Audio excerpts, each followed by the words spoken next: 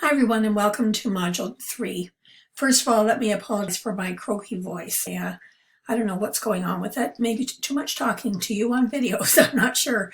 But at any rate, it's kind of croaky, so I apologize for that. Welcome to Module 3.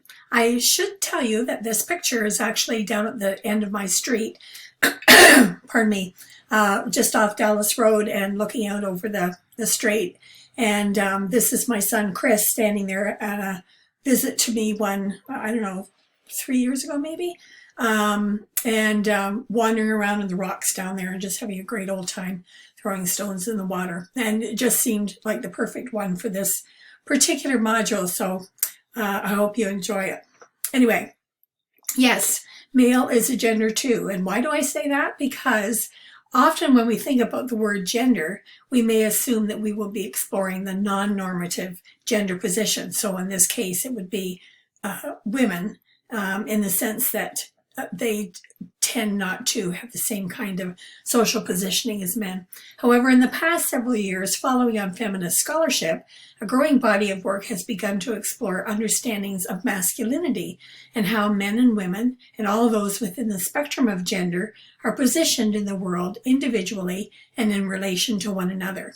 So while we've explored issues of power and gender, where women and those not normatively male are most likely to be excluded in educational organizations in Module 2, in this module we'll explore the other end of the spectrum, masculinity and its privileges and challenges in educational organizations. And I should say here, and I haven't said it yet, but I should have, when I say men and I say women, I mean male identifying men and female identifying women, so that we're clear about what I'm talking about when I'm talking about these gender positions. First though, let's consider upcoming assignments. And we're starting them with this module. So first in this module, Module 3, you're going to be reconsidering a reflection thread from either Forum 1 or Forum 2. That is, you will reconsider the whole thread in light of deeper understandings of the issues raised in the literature, as well as the discussion on your thread and any implications that has for leadership in schools. A video has been posted with more detail and where to post your assignment and so on, and that video is in the Submit Your Assignment section. So look for the assignment, and generally speaking, the video will be underneath the actual assignment and you'll be able to watch the video. Keep in mind as well, of course, that the rubric for each assignment is there when you open the Submit Your Assignment section, and then you'll be able to have a look at that, see exactly what I'm going to be looking for in my marking, and also there will be a description of the assignment. Okay, I also wanted to mention that there will be another assignment coming up in Module 4, and this is the first. The first is an artifact video assignment in which you will identify an artifact in your work environment that demonstrates the ways in which gender organizes or mediates practices in schools. I've posted some examples of what people have done in the past that might give you some ideas. So if you haven't already done so, start thinking about what you might consider exploring in the context of your workplace. Start looking around, see the kinds of things that you're going to see. And if you're stuck, let me know and we can work on some ideas. I have more information in the same video that I've already mentioned. I also wanted to note that you can pick up on the ideas you've begun to explore in your video in more depth in your final paper if you wish to do so. You don't have to do that, but it's a good way to explore a topic in as much depth as possible in a more compressed course when you really don't have the kind of time necessary to do that. It may help you use your time more efficiently as well. So in other words, the topic, issue that you pick up on in your artifact video assignment, and again, there's a video about this assignment and Submit Your Assignments.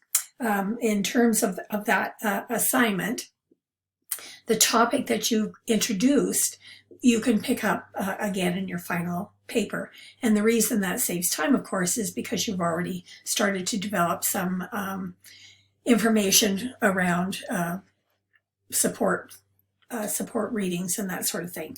So you can just build on that and continue to use that information in your final paper. But again, you don't have to do that. If you get really interested in something else, you want to do that, that's fine too.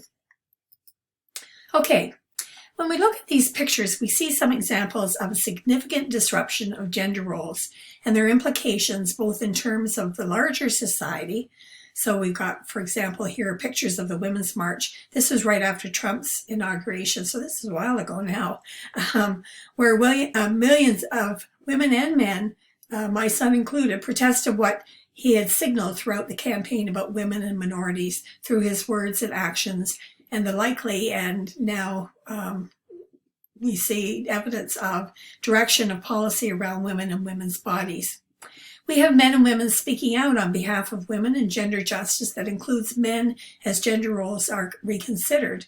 So we see some of that here and here and here. And all of this has implication for boys and girls in schools and our practices in schools. We have young people taking up issues of equity and speaking out in a way that I couldn't have imagined or predicted.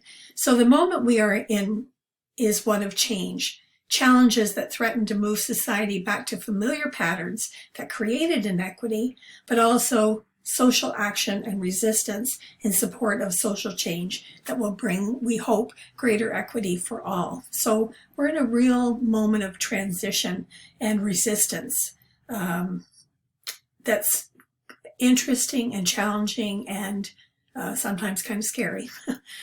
So as we consider what all of this means for males, you'll all be watching some videos about boys and their struggles with stereotypes, and also considering articles by authors from the UK and Australia, and Canada for that matter. Mark McCormick is Professor of Sociology at Roehampton University in London in the UK. He has a deep involvement in the academic world through heading centers around masculinity and sexuality, as well as publishing widely in both academic and popular circles. For example, in addition to a large body of academic publications, he's published in The Economist, Huffington Post, and appeared on BBC Radio and Q on CBC. Mark McKinnon is a Canadian. He does most of his teaching at Western University, but he's also done teaching at OISE at the University of Toronto and St. FX out in the East Coast. So he's kind of an itinerant professor, so to speak. But his work centers mainly on issues of gender and leadership in educational organizations in a Canadian context. So that's why I thought his work would be interesting, because he is doing it in a Canadian context, whereas the others are doing it in other kinds of contexts. So we have this kind of broad representation geographically. Last, we have 3 authors that have actually worked together on the book that you're going to be having a look at 2 chapters of in this module. And first we have Bob Lingard, and then we have Martin Mills, and we have Wayne Martino. Bob Lingard is at the School of Education at the University of Queensland in Australia. Wayne Martino is an Australian who is now at Western in Ontario. And Martin Mills, also at the School of Education at the University of Queensland, is another noted scholar. Each one has focused a lifetime of work on various equity and gender issues in educational contexts, and their work has been extremely important in moving forward work around masculinity and all kinds of other equity issues in education. The dictionary states that a stereotype is a widely held but fixed and oversimplified image or idea of a person or thing. In the last module, we talked about gender stereotypes, and while they can be challenged and resisted, they do have significant implications in girls' and women's lives.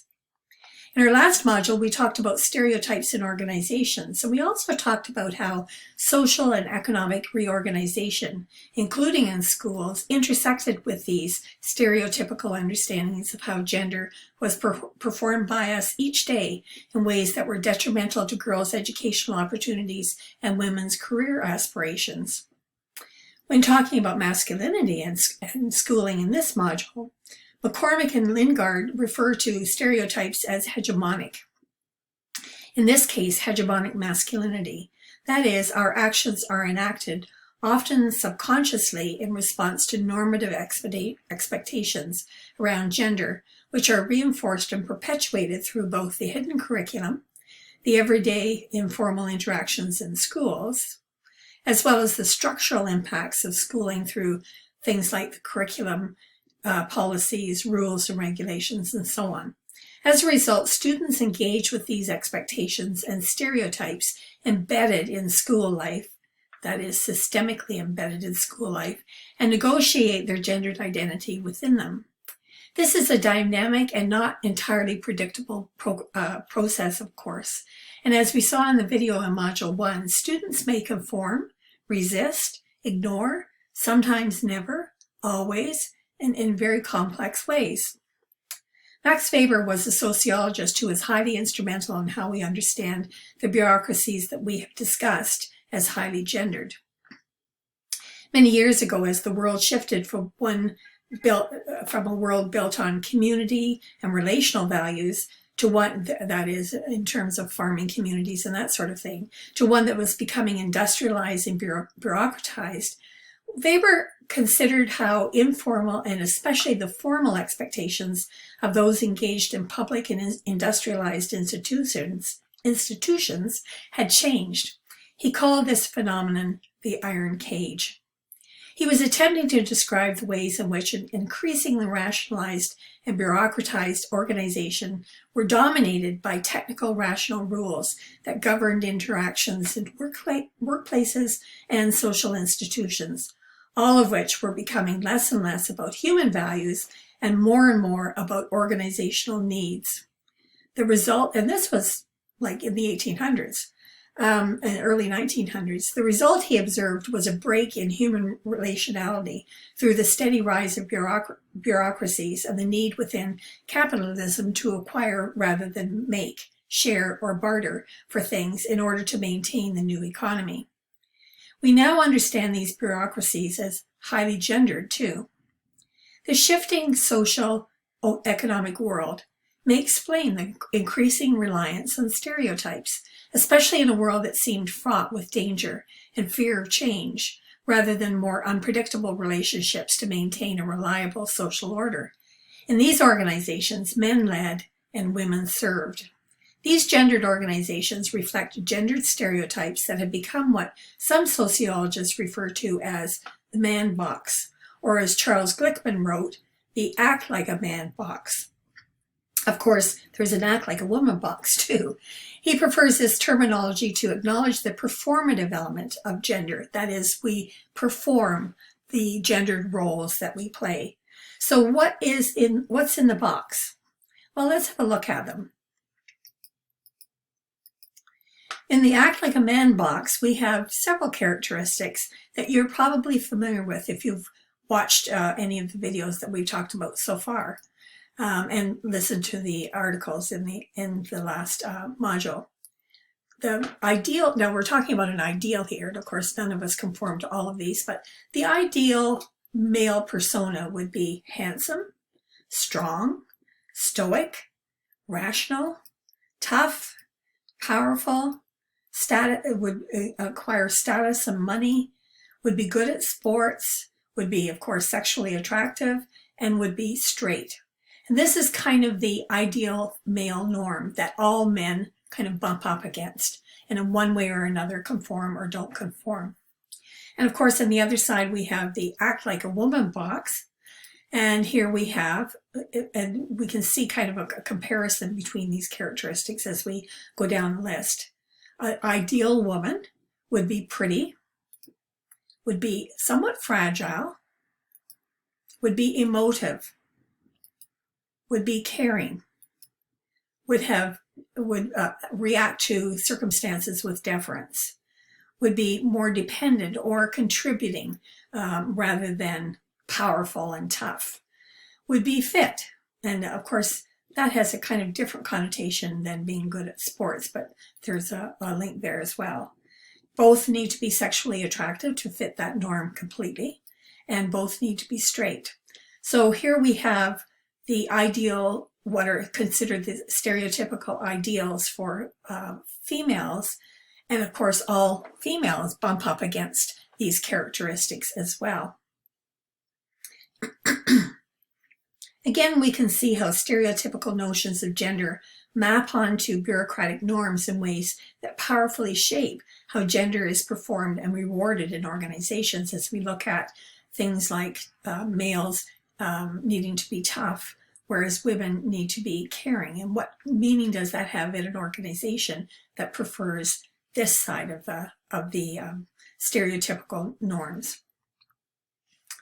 Note that there is no box for those who cannot conform to either the male or female box, which can be a lonely and dangerous place to be, one that McCormick describes so well. As we've discussed before, and as the videos you'll watch for this module demonstrate, these stereotypes, which are of course lived out in very complex ways, have significant power as a kind of shorthand in shaping practices, policies, and popular discourse around schools, schooling, and the informal relations in schools across the gender spectrum, but they can also be and are resisted. And in some ways, our readings talk about that. This is a link to an article that talks about the Act Like a Man box and Act Like a Woman box that you might find quite interesting, and I'll link it as well underneath the listing for the video, so that you have that if you'd like to have a look at that. So what does all of this have to do with gender, leadership, and schooling? As it turns out, quite a bit. Schools are agencies of cultural reproduction, but can also be agencies of social change. That is, they can be places where gender norms are reproduced, but also questioned and transformed. In this module, we're going to look at that process in 3 specific areas. First, we'll look at McCormick's rather sobering discussion about the school lives of teenage boys and the ways in which male norms shape how they respond to protecting themselves through adoption of behaviors that can often be destructive, aggressive, and homophobic. And yet, in schools that encourage wider expressions of masculinity, may be far more open to one another, less aggressive, and enact more equitable practices. So it's a really interesting look at what's possible. Second, in 2 chapters from their co-written book, Lingard et al. Consider how male teachers are positioned in schools across the grades and subject areas, and why these patterns have persisted. They also respond to single-sex classrooms for boys as a potential solution to the so-called boy problem. And last, Ken McKinnon considers the toxic effects of stereotypes on school leadership, and considers how leaders themselves think about the effects of gender on leadership in schools and the way in which gender stereotypes persist. It's important to note that all of these authors consider the complexities of the issues they explore in light of informal influences in education, the hidden curriculum, relationships between various players, etc., as well as the more formal influences such as curricula, policies, regulations. Indeed, they argue that schools are influenced by gender and act upon gender in complex ways. Boys in schools represent a broad range of experiences and needs. They come to school at the intersection of race, class, socioeconomic status, geographic location, cultural norms, sexual orientation, and so on. McCormick argues, however, that hegemonic masculinity is a powerful force in the processes of exclusion and inclusion that boys employ to maintain what he calls heteromasculine privilege, or the privilege that is gained in enacting dominant male stereotypes. Doing so, of course, excludes non-stereotypical boys as well as girls in preserving privilege within a kind of hypermasculine hierarchy. The mechanisms for doing so are sexist and homophobic language and bullying, and we've all seen examples of that. Even violence at times. Whether in fact the recipient is homosexual or perceived as effeminate to prove their manly heterosexuality. They may also work to associate themselves with the athletes and jocks that are at the top of the masculine hierarchy, so that by association they can protect themselves from the threat of exclusion. He argues that in a system where masculinity is only acceptable within stereotypical norms, these responses by boys in schools is inevitable. Change then requires that schools open up opportunities for the expression of multiple masculinities, and later in the book, discusses his discovery of a school where this is the norm, and the ways in which the more full expression of masculinity enabled male students to accept one another in very surprising ways that were not as elitist, competitive, or inequitable. In other words, it's possible, and some schools are working to be places of transformation around gender issues. It's kind of exciting to think about what the possibilities are. As both of the Lingard et al. Articles and McCormick articles demonstrate, hegemonic notions of masculinity are at the heart of current discussions about so-called failing boys and the various solutions offered, the most popular of which are more men in teaching, often with a preference for, in quotation marks, real men who are able to discipline, in quotations, naughty boys, as the Lingard et al. Article suggests, as well as boy-only classrooms where boys can escape the pressure of high-performing girls, and it's believed can be taught in a style that is perceived to suit boys best.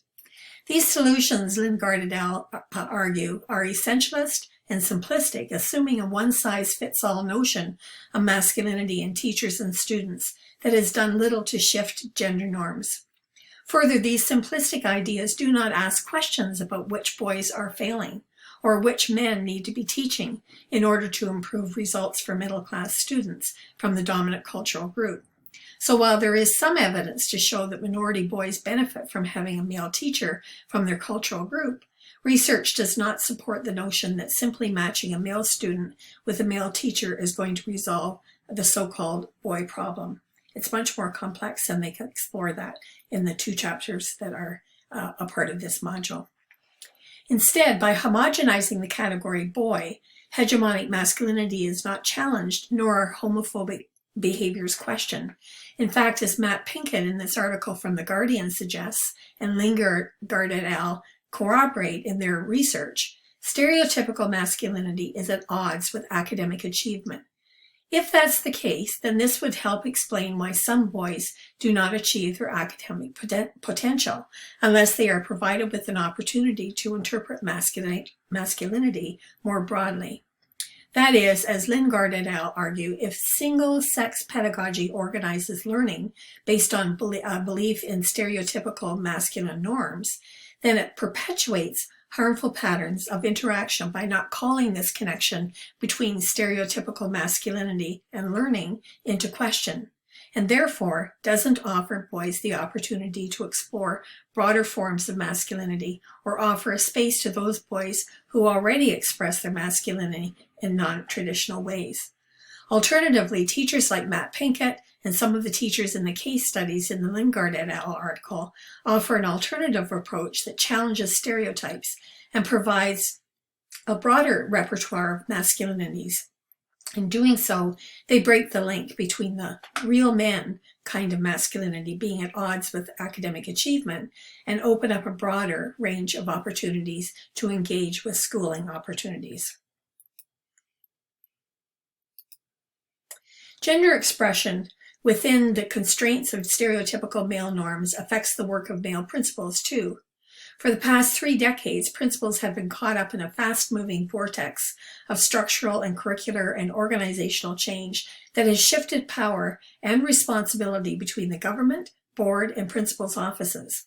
In addition, as more women have taken on roles of leadership, this has often led to reconceptualizations of leadership as informed by male norms and challenged to traditional notions of who should do what in schools. Ken McKinnon examines this phenomenon in the context of schools in Toronto, Ontario, and explores where these stereotypes are strongest and where they linger, and the complex positioning of both male and female leaders left to renegotiate gendered expectations of leadership. I think you'll find his article really quite a fascinating one. So in terms of male-identified students, teachers, and principals, we see the effects of a shifting gender order and a resulting discomfort when work demands stand in contrast to what is expected of men. Each of these authors in their own way challenges stereotypes and reconsiders ideas about masculinity that opens up wider possibilities for students and educators and leaders around performances of gender. The picture that emerges is complex and sometimes uncomfortable, but offers opportunities for broader expressions of masculinity that challenge myths of toxic masculinity and the iron cage of stereotypes. So I'm looking forward to your forum discussions about these readings that have such rich ideas for exploration. So all the best.